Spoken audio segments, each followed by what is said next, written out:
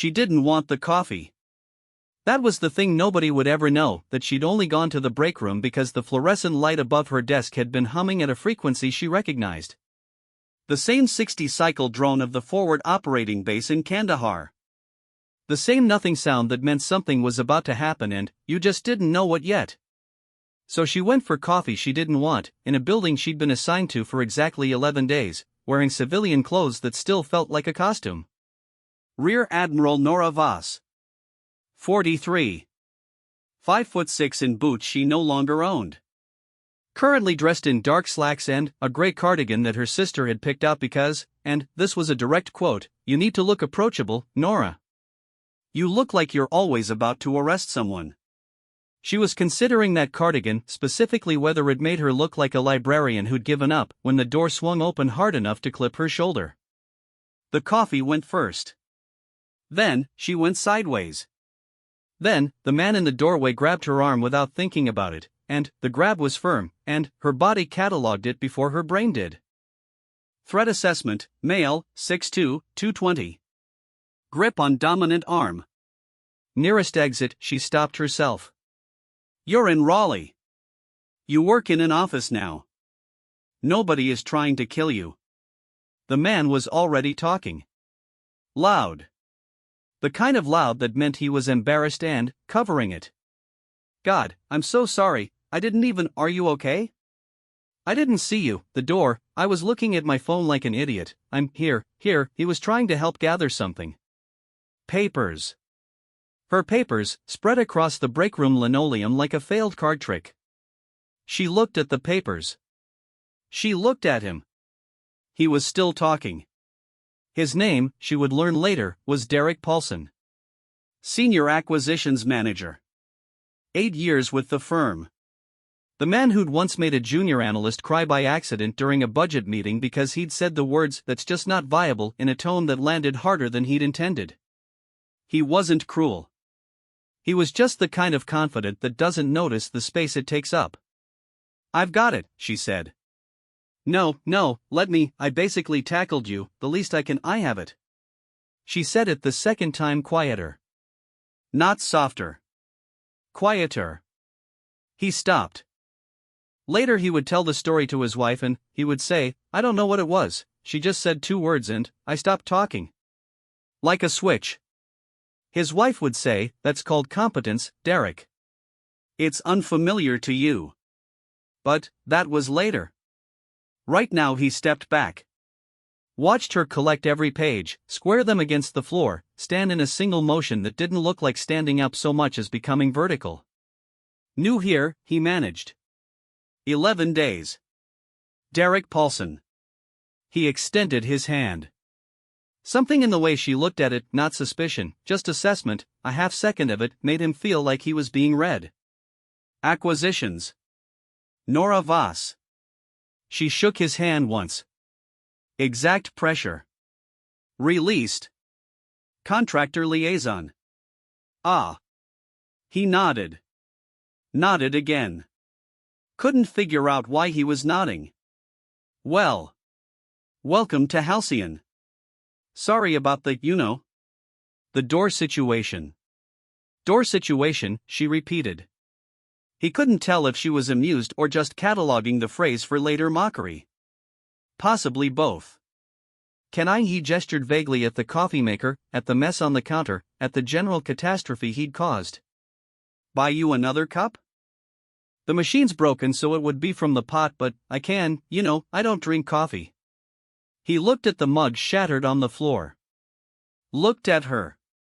Then, white fluorescent light, she said simply, and walked out. The office had the particular energy of a place where nothing dangerous had ever happened. Nora had worked enough of those to recognize the signs. The plants that were too healthy, someone was overwatering, compensating for a feeling of helplessness. The motivational posters that nobody had taken down despite being 12 years old, their colors faded to a kind of institutional beige. The low-grade constant conversation, the comfortable noise of people who had never once in their professional lives needed to be quiet on purpose. She sat at her desk and opened the budget analysis she was supposed to review by Thursday and stared at it without reading it. The fluorescent light hummed. She was fine. She was completely fine, and the grab on her arm had lasted maybe 2 seconds, and her heart rate had spiked to what felt like combat levels over a man who apologized 4 times about a door, which was she pressed 2 fingers to her wrist, under the desk where no one could see 114. Down from probably 130. Dropping. She was fine. The woman at the desk perpendicular to hers had been watching her with unconcealed interest since day one. Maggie Torres. Late 20s. Marketing coordinator. The human equivalent of a golden retriever in a sundress, eager in a way that wasn't annoying because it was entirely genuine. Was that Derek? Maggie rolled her chair 3 inches closer, which was her version of leaning in. Did he hit you with the door again? Again. Oh, he does that to everyone at least once. Maggie's voice was cheerful in the specific way of someone delivering genuinely bad news. Last year he got Sandra from HR so hard she spilled soup on the regional director's shoes. It was kind of legendary. She paused. Are you okay? Yes. You look, I'm fine, Maggie. Maggie rolled back 2 inches. Not hurt, just recalibrating. She had a gift for that, Nora had noticed. The instinct to back off without backing away. It was rarer than people thought. Okay, Maggie said simply. And turned back to her screen. Nora looked at her budget analysis. Read the first line 3 times. FY 2025 Q3 contractor disbursement, preliminary review. Her phone buzzed. She turned it face down without looking. Buzzed again. She turned it over. VADM Kelsey, heard you're settling in. How's the private sector treating you? She typed back, it has a lot of plants. 3 dots appeared. Then, ha. Call me if you need extraction. She smiled once. Put the phone down. Extraction. Right. She was 43 years old. She had run covert ops in 4 countries, none of which she could name in this building or any building that wasn't classified. She had been shot, evacuated on a helicopter while holding pressure on a wound that wasn't hers, and once she had driven a stolen truck across a border checkpoint at 4 a.m. with no documentation and a story that had exactly 1 point of failure. She was afraid of a fluorescent light. Not afraid. That was the wrong word. Tuned to. Like a radio stuck between stations, the old frequency still playing beneath the new one.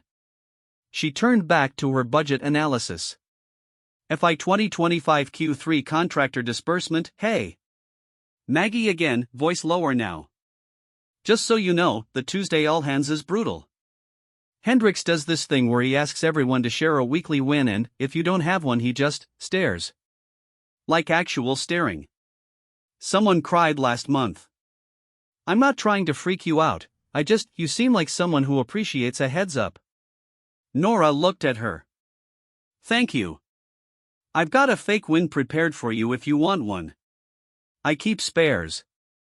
You keep spare wins. Girl Scouts. Always prepared. Maggie grinned. You can have successfully onboard new procurement software. I've used it twice, it works every time, nobody ever asks follow-up questions. Nora stared at her for a moment.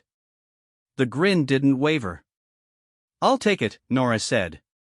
She ate lunch alone on the 3rd-floor terrace because the cafeteria was loud in the particular way that crowds were loud, omnidirectional, unpredictable, full of sudden bursts, and she was still working on that. Her therapist, Dr. Amara Osei, called it graduated exposure. Nora called it practicing being a normal person in normal places, which Dr. Osei said was fine, but she might want to examine the word normal and what it was doing in that sentence. The terrace was empty except for a maintenance guy replacing a light bulb and 2 smokers by the far railing who were too absorbed in their conversation to notice her. She ate a sandwich.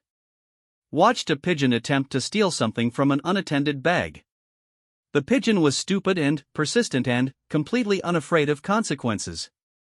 She respected that. Her phone rang. Real call, not text. She checked the screen. General Harmon.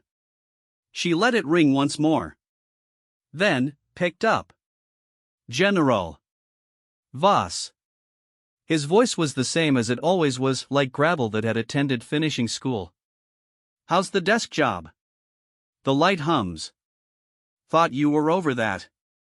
Working on it. A pause. The comfortable kind, which was the only kind she and Harmon had ever had, even at the beginning when she was a 26-year-old lieutenant and he was 3 things above her and running a briefing she wasn't technically cleared for. He'd let her stay anyway. She'd always wondered why. Later he told her, "You were the only one in the room who looked like you were ready to disagree with me." She'd said, "I was." He'd said, "I know. That's why you stayed." "We have a thing," he said. "I'm retired. Consulting. I retired from consulting.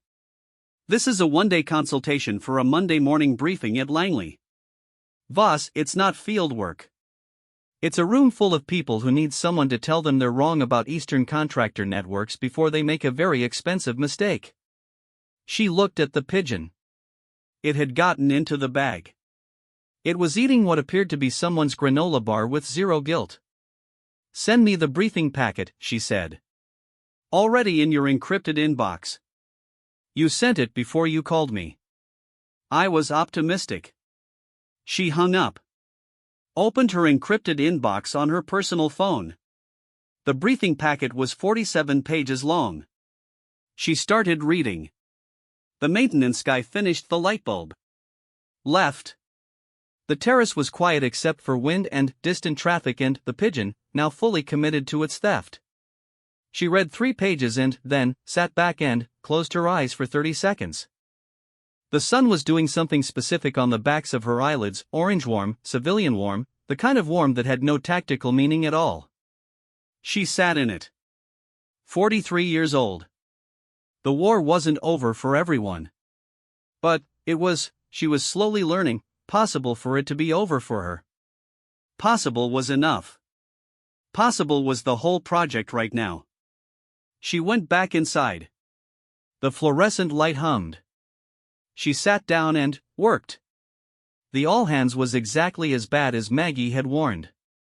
Glenn Hendricks ran it the way certain men run meetings, like a performance review disguised as a conversation, with a smile that arrived slightly before his eyes did. He was 51, regional director, proud owner of a framed photo of himself on a golf course with someone who appeared to be a local congressman. He wore the photo the way other people wore cologne. Constantly. As a statement. Nora had been in rooms with men like Hendricks before. A lot of rooms. She knew the taxonomy. Not malicious, ambitious in the specific direction of up, which meant anything lateral was invisible to him, and anything below was furniture. He'd introduced her at the last all-hands as our new contractor liaison, Nancy. Her name was on her badge. She'd let it go. Maggie had made her a name 10th this week. Bold marker. Nora. Nora suspected this was not the first time Maggie had done this for someone. "And I want to start with our weekly wins," Hendricks was saying, clapping once. Enthusiastic. Slightly threatening. "Let's go around the room.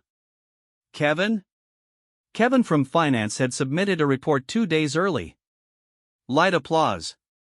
Sandra from HR had resolved a vendor dispute. More applause. Derek Paulson had closed a contract renewal worth $400,000. Actual applause. He shrugged it off with the practiced ease of a man who'd been told he was impressive enough times that modesty had become its own performance. He caught Nora's eye across the conference table. Made a small sorry about the door face. She gave him a single blink. He seemed to find this funnier than it was. Then, Hendricks landed on her. "Nora. New blood. What's your win this week?" Everyone looked at her. 11 days. She was still learning where the bathrooms were. "Successfully onboard the new procurement software," she said, straight-faced. Maggie, 3 seats down, looked at her straw very seriously. "Wonderful." Hendricks moved on. "Maggie?" "Also the procurement software," Maggie said, equally straight-faced. "It's been a big week for all of us." There was a brief confused silence. Then, Derek actually laughed, head back, and someone else followed, and the meeting cracked open into something more human for about 45 seconds before Hendricks got it back under control. Nora caught Maggie's eye. Maggie tapped the side of her nose. See? Works every time. The meeting adjourned. People dispersed in the way of office people after meetings, slowly, because freedom is sweeter when it's unexpected. Hendricks was working his way around the table doing the handshake circuit that he did, the one that always made Nora think of a politician at a diner. He reached her. Nora. He said her name like he was trying it on. Good to have you fully integrated. He patted her shoulder, single pat, the kind men do when they want to convey something approximately paternal. Let me know if you need anything. My door's always open. Thank you, Glenn. He leaned in slightly. The conspiratorial lean of a man about to compliment someone in a way designed to establish hierarchy. I have to say, we weren't sure what to expect. Contractor liaison coming from, what was it, government work? Defense? Among other things. Right. He nodded. I imagine it's a bit of an adjustment. The pace here is different. More. He searched for the word. Civilian, she offered. He laughed. I was going to say collaborative. But, sure. He moved on. She stood there for a moment. Collaborative. She had built a team of 22 people in 18 months in conditions where the consequences of a wrong call were not a missed quarter target. She had held a debrief 2 hours after losing someone she'd trained herself, because the mission wasn't finished and feelings weren't a debrief agenda item, and then she had gone back to her quarters and sat on the floor for 40 minutes not feeling anything at all, and that had its own name too, Dr. Rosé had told her. She thought about saying any of this to Glenn Hendricks. She thought about his face. Collaborative. She picked up her notes and left. Derek caught up with her at the elevator. Hey. He fell in beside her with the easy stride of someone who assumed his presence was welcome. Not arrogance, exactly, more like a dog who's been welcomed enough times that he doesn't check anymore. Nice save in there. The procurement software thing. I had help. Maggie's been recycling that win for 2 years. He grinned. I think at this point she could give a full 30-minute presentation on software she's never touched. He hit the down button. Good instinct, using it your first all hands. A lot of people try to actually answer the question. And Hendricks likes the answer to be a thing, not an experience. A number, a closed deal, a system. Something he can write on a whiteboard. He glanced at her sideways. You've worked with people like him before? A few. Let me guess, you're significantly overqualified for this role. She looked at the elevator doors. What makes you say that? The way you held yourself during the budget discussion. When Martinez was explaining the disbursement lag. He paused. You already knew. You were just waiting for him to finish. She said nothing. Also, you collected your papers faster than anyone I've ever knocked over, he said. And I've knocked over several people. Occupational hazard. The elevator opened. They stepped in. Defense work, she said. It wasn't an answer. It was a border marking. He read it correctly. Fair enough. He hit his floor. She hit hers, one above. For what it's worth, the people here are actually pretty decent. Once you get past Hendricks doing his thing. What's his thing? Making you feel like you arrived somewhere by accident and he's the reason you get to stay. Derek said it without particular heat. Just description. He did it to me my first year. I spent 6 months thinking I was terrible at my job because he made every win feel like a near miss. He shrugged. Then, I had a year where I outperformed every metric on his report and he started introducing me as his find and I figured out the whole architecture. The elevator stopped at his floor. He stepped out, turned back. "You're not going to have that problem," he said. "How do you know?" "Because he already can't figure out how to condescend to you. I watched him try in there. He slipped off. The doors closed. She rode up one floor alone. Slipped off." She turned the phrase over. There was something accurate in it, the sensation of someone throwing their weight against something that wasn't going to move. She thought, he has no idea. Then, good. Thursday. Maggie brought donuts. Not for any reason. Just because she'd passed a bakery and thought about the office and bought donuts for 12 people she worked with as a completely spontaneous act of human warmth, which Nora was still 11 days in, 14 days in now, processing as a category of behavior. "Pink one's good," Maggie said, dropping the box on the communal table. "Strawberry, not fake strawberry." Nora took the pink one. It was, in fact, good. They ate at the communal table, which they didn't usually do. Usually it was desk eating, headphones in, the private consumption of food in public space. But the donuts had created a brief gravity, pulling people from their screens. Derek wandered over. Took a glazed. Sandra from HR materialized from somewhere and had the chocolate. For 12 minutes, nobody talked about work. Kevin from finance talked about his kid's science fair project, something with volcanoes, apparently still the gold standard after 40 years, and Sandra talked about a road trip she'd done last summer, and Derek had opinions about highway rest stops that turned out to be genuinely interesting, which surprised nobody more than himself. Nora sat at the edge of it. Eating her donut. Listening. Not uncomfortable, exactly. She'd sat at the edge of group things her whole adult life. It was the position that felt right, where you could watch all the exits and still hear everyone. The difference, she was slowly learning, was the reason. In a combat context, you stood at edges because edges were strategic.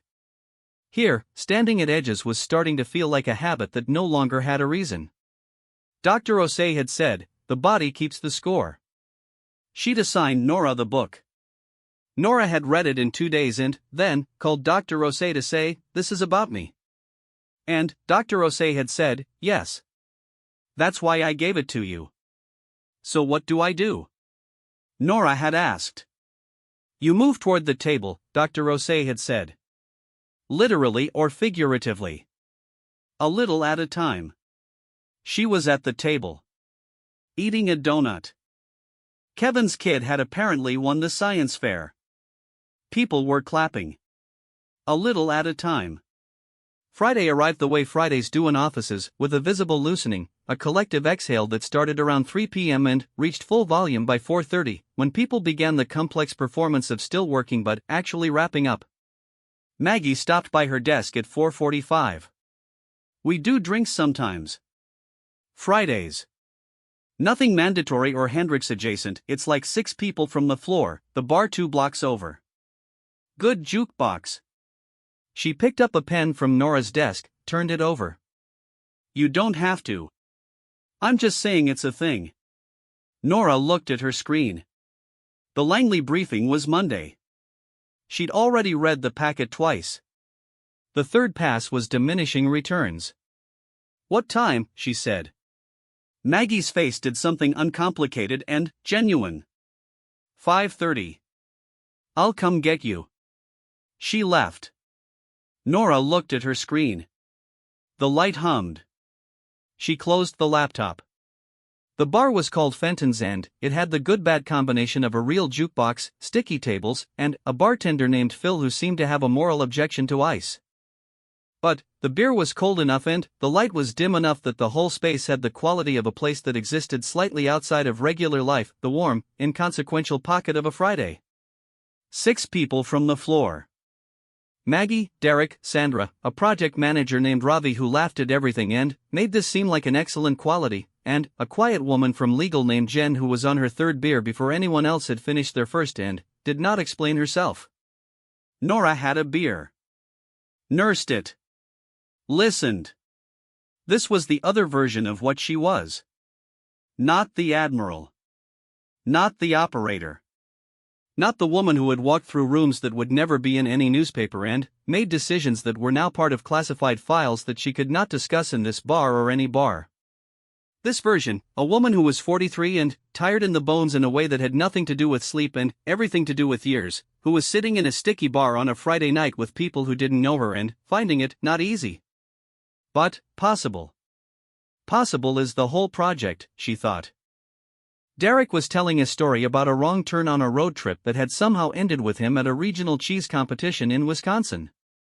The details were escalating in ways that might have been embellishment. Maggie was laughing with her whole body, which was the only way she laughed. Ravi kept saying no in the tone that meant yes, more, continue. Sandra had tears on her face from laughing.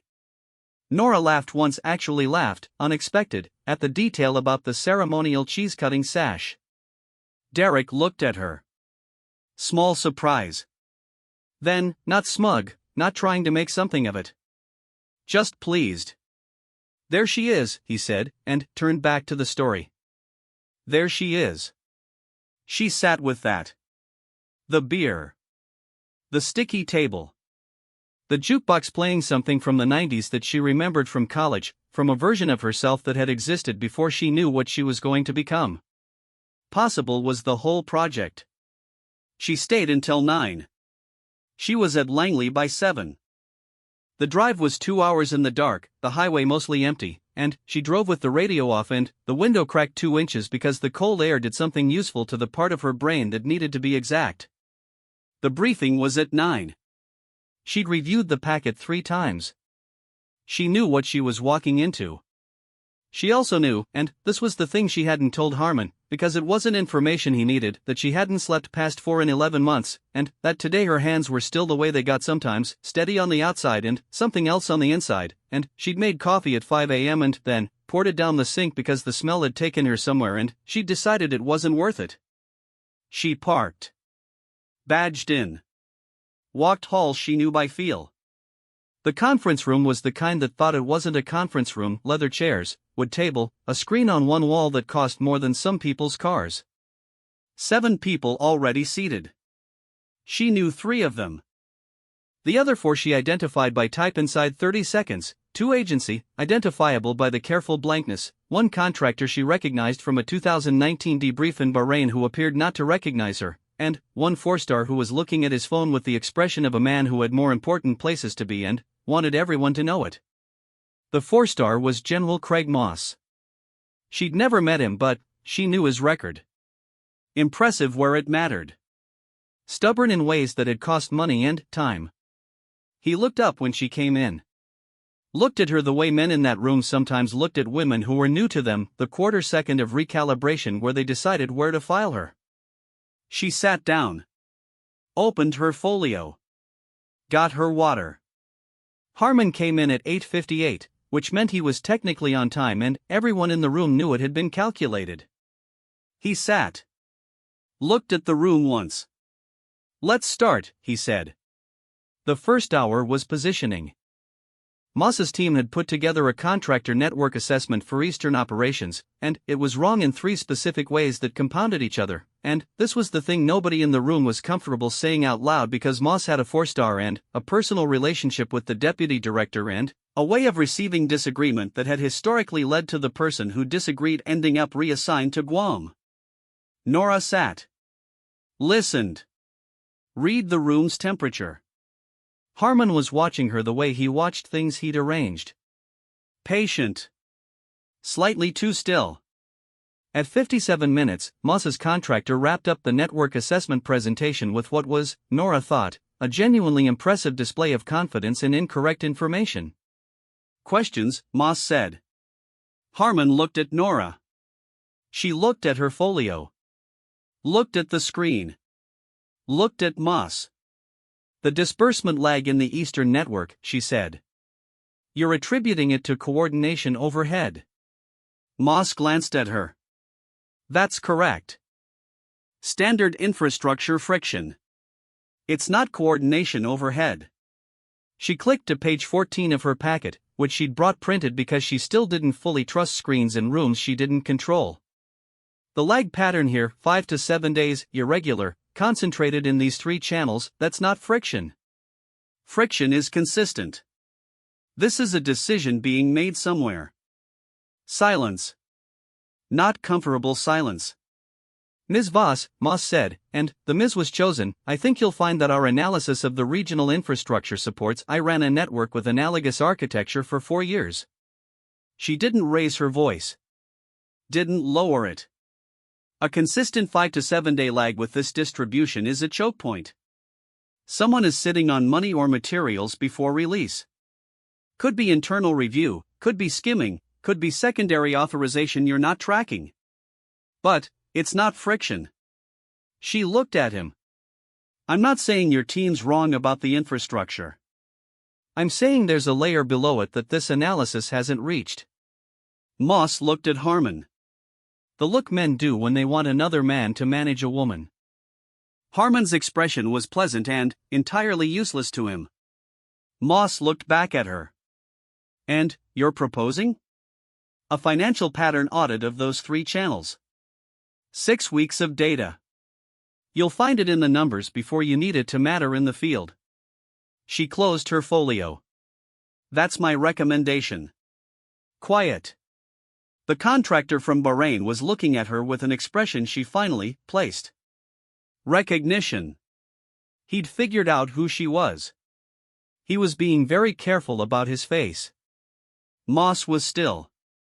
The still of someone deciding. Admiral Voss, he said, and the shift from Miss to Admiral was itself the capitulation, small, audible, unmistakable. I appreciate the input. She nodded once. General. Afterward, in the parking garage, Harmon walked out with her. Moss's team will run the audit, he said. I know. He won't say that. But they'll run it. He stopped at his car. Looked at her. You could come back, you know. Full time. We'd find you something. No. Nora, I'm not arguing. She said it without edge. Just fact. I'll do what's useful when it's useful. But I'm not coming back. She opened her own car door. Send me the audit results. If they share them, they'll share them. She got in. Once they find what I told them, they'll find. Harmon smiled.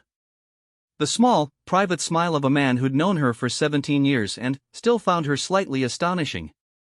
How's the private sector? The light hums. You said that already. It's still true. She drove back to Raleigh with the window cracked and the radio off and arrived at the office at 2 p.m. exactly. Maggie was at her desk eating leftover Thai food and reading something on her phone that made her look personally wounded. Bad news? Nora said, dropping her bag. My favorite show got cancelled. Maggie held up the phone. 3 seasons. No ending. Just gone. She put the phone down with the energy of someone lowering a flag to half-mast. Did you have a Monday morning thing? You had that thing. I had a thing. How was it? Nora sat down. Her chair, her desk, her budget analysis still open from Friday. She'd been here 18 days now. The light still hummed. She was almost used to it. It was fine, she said. Did you make someone feel stupid? She looked at Maggie. Why would you ask that? Because you have the face you make when you know something someone else doesn't and you've had to explain it to them very patiently. Maggie tilted her head. It's a very specific face. Kind of tired. Kind of not. Nora looked at her screen. I made a recommendation. Was it a good one? Yes. Did they listen? They will. Maggie nodded approvingly. Went back to her Thai food. Good. Also, Derek's been on 2 calls about you. Nora turned. What? Not bad calls. Maggie was unbothered. He talked to Henderson in analytics about whether you could consult on the Meridian contract. Because he thinks you'd see stuff the analysts miss. She paused. He didn't ask me to tell you, I'm just telling you because the alternative is you finding out in a weird way. Do you do this for everyone? Information management, Maggie said sagely. It's basically my second job. She poked at her noodles. Do you want to consult on it? The Meridian thing? It's logistics and contractor networks, which seems like your zone. Nora looked at her screen. Budget analysis. Contractor liaison. A job that was supposed to be quiet. She'd taken it specifically because it was supposed to be quiet. Send me the file, she said. Maggie already had her email open. It rained Tuesday. Nora liked rain in the way she liked all weather that made a sound. It covered the hum. She stood at the third-floor window with a cup of tea she actually wanted, watching the parking lot below get dark and reflective. Derek knocked on the doorframe. Got a minute? She turned. He was in his actual work posture now, not the breakroom disaster energy coat on, folder tucked under one arm, something purposeful in his expression. The Meridian file. I know Maggie, she told me. She's constitutionally incapable of not. He stopped in the doorway. The rain hit the windows. I looked at your background. What's available, at least? He paused. Contractor networks for DoD. Multiple years. Multiple theaters. She said nothing. I'm not trying to pry. He meant it. The way he held himself was cautious in a way he usually wasn't. I'm asking because the Meridian situation is messier than our initial analysis, and I need someone who can look at it like, he searched for the word. Like it might not be what it looks like, she said. Yeah. She looked at the rain. Looked back. I'll look at the file. He started to say something else. Derek. He stopped. When you knocked me over, she said. Not accusatory. Just following a thought. After you let go of my arm. You backed up. He looked at her. Uncertain where this was going. Yeah. How did you know to do that? A beat. He considered it seriously, the question deserved that, and he seemed to know it. My sister, he said. She had a couple of years where crowded spaces were hard. I learned to pay attention to when someone needs room versus when they need a hand. He paused. You looked like someone who needed room. She nodded once. That was all. He left. She watched the rain. 22 days in. She finished the budget analysis. Started on Meridian. Ate lunch on the terrace when it was dry and at her desk when it wasn't. Went to the Friday drinks once more. Laughed 3 times, she counted, not compulsively, just noticing. The light still hummed. But, Tuesday, maintenance finally fixed it. She sat in the silence for a moment. Just the ordinary ambient noise of the office, the keyboards and low voices and the distant sound of someone on a call. She noticed she didn't miss the hum. She noticed she didn't need to. It happened on a Wednesday. Not a dramatic Wednesday. Not a Wednesday that had announced itself as significant. Rain again, the mild persistent kind that made the morning feel like a held breath. Maggie had brought a breakfast casserole because it was someone's birthday in the adjacent department and she believed in surplus as a love language. Nora was on her second cup of tea. Real tea, not performance tea.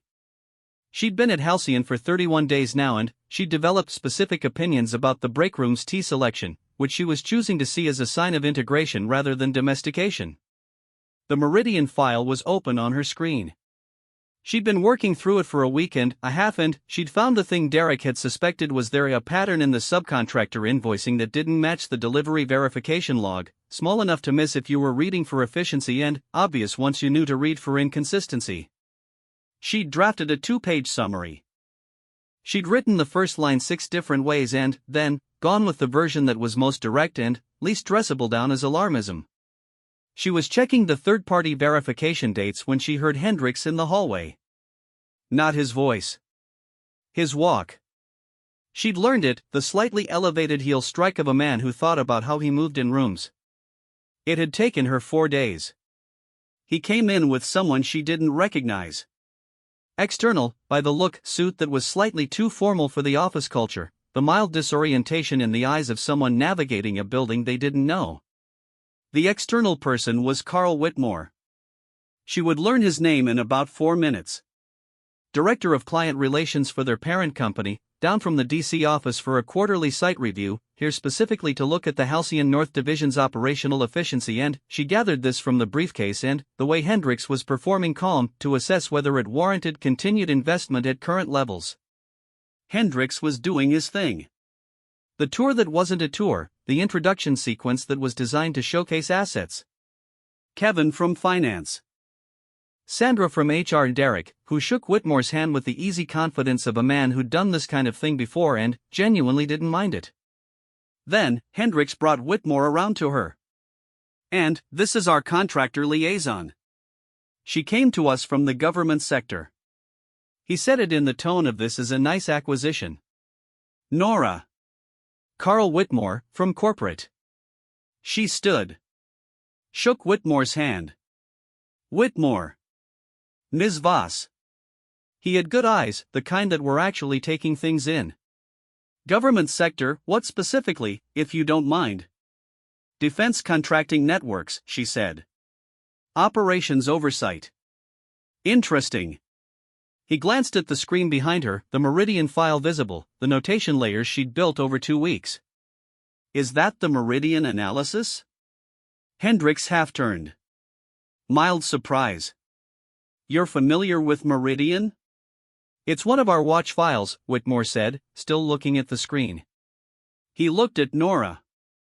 Have you? She's been supporting Derek on some of the broader work, Hendricks said smoothly. Supporting.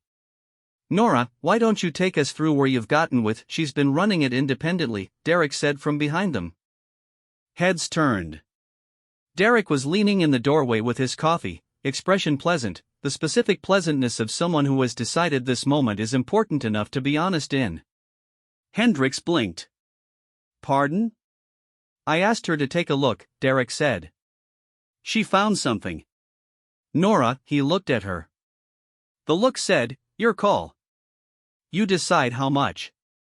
She looked at Whitmore. Then, at Hendricks. Then, back at Whitmore. Give me 10 minutes, she said. She gave him 8.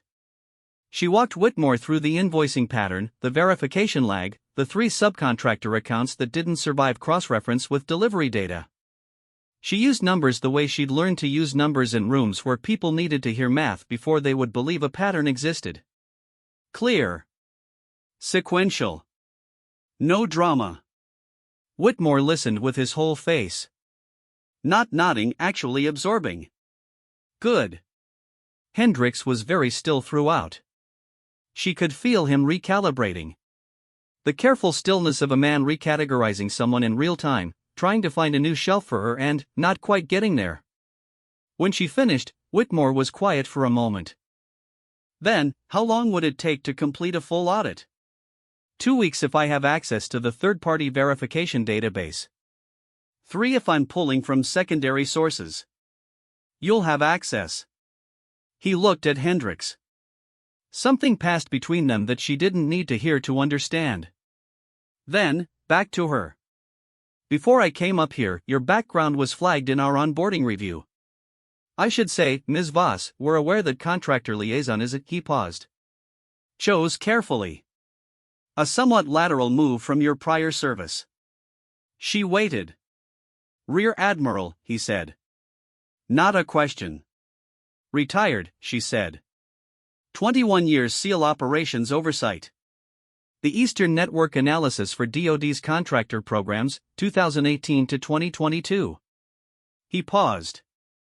Among other things. Among other things. She appreciated the phrasing. Among other things, she agreed. Hendricks was doing something subtle and terrible with his face.